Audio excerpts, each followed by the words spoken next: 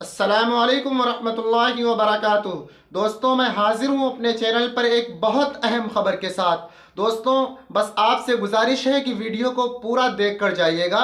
मैं आज अपने चैनल के ज़रिए से आप लोगों तक बहुत अहम खबर लेकर हाजिर हुआ हूँ। नाज़रीन, आजकल आपने देखा होगा कि सोशल मीडिया पर बहुत ज़्यादा सुर्खियों में एक मामला है जिसका ताल्लुक़ जमीयत उलमाए हिंद से है। जी हाँ नाज़रीन, जो अभी एक इजलास हो रहा था दिल्ली के रामलीला मैदान में, जमीयत की तरफ से एक प्रोग्राम का इनेकाद किया गया था जिसमें बहुत सारे धर्म गुरुओं को बुलाया गया था। और उसी में आप सबको पता है कि सैयद मौलाना अरशद मदनी साहब के एक बयान के ऊपर टिप्पणी करते हुए सैयद मौलाना अरशद मदनी साहब की शान में गुस्ताखी की थी एक जैन धर्मगुरु जिनका नाम मुनि लोकेश है। जी हाँ नाज़रीन, और उन्होंने अपनी स्पीच में, यानी वहीं रामलीला मैदान में जमीयत के प्रोग्राम के अंदर, उन्होंने सैयद मौलाना अरशद मदनी साहब को ललकारने की कोशिश की थी। उन्होंने अपनी ज़बान से कहा था, जी हाँ, मैं आपको वीडियो सुनवाऊंगा। उन्होंने क्या कहा था कि आप मेरे पिता तुल्य हैं। जी, ये तो उनके सम्मान वाले, एहतराम वाले लफ्ज़ थे, मैं उनका इस्तकबाल करता हूँ। लेकिन आगे उन्होंने क्या कहा था सैयद मौलाना अरशद मदनी साहब का नाम लेकर के कि चाहे आप मुझे सहारनपुर बुला लीजिए या आप दिल्ली आ जाइए और आप डिबेट कर लीजिए, यानी जिसको हम लोग मुनाजरा कहते हैं। उन्होंने मुनाजरे का चैलेंज किया था। उससे मुताल्लिक बहुत बड़ी खबर निकल करके आ रही है। खबर यह है कि सैयद मौलाना अरशद मदनी साहब को तो छोड़िए, उनके एक शागिर्द ने, जी हाँ, उनके एक शागिर्द ने जैन धर्म गुरु को चैलेंज कर दिया है, डिबेट के लिए दावत दी है। अब देखना यह है कि उसको नज़रअंदाज करते हैं या फिर वो अपने वादे के मुताबिक पहुंचते हैं, उनसे डिबेट करने का अपना वादा निभाते हैं। मैं आपको सबसे पहले जैन धर्म गुरु मुनि लोकेश का वीडियो दिखलाता हूं, पहले आप खुद देखिएगा कि वो क्या कह रहे हैं। 4 गुना कहानी मैं सुना सकता हूं। मैं मदनी साहब, आप मेरे पिता तुल्य हैं। मैं आपको दावत देता हूं शास्त्रार्थ के लिए। आप दिल्ली आइए, आप मुझे सहारनपुर बुला लेंगे, मैं सहारनपुर आऊंगा और आपको निवेदन करता हूं जैन धर्म।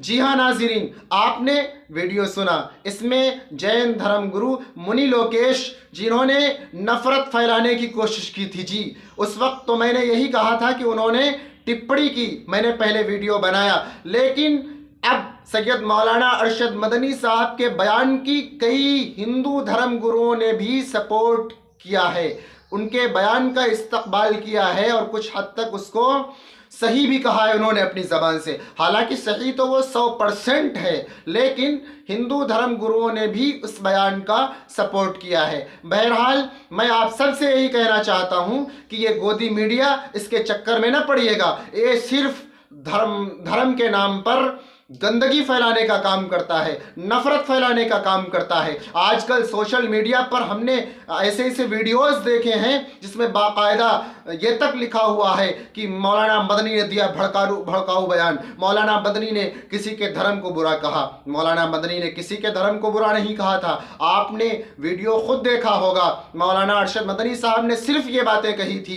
कि सब का मालिक एक है, यानी उनकी बातों का निचोड़ यही तो निकल रहा है। बहरहाल, मैं अपनी असल खबर की तरफ चलता हूं और आपको असल बात बतलाने की कोशिश करता हूं।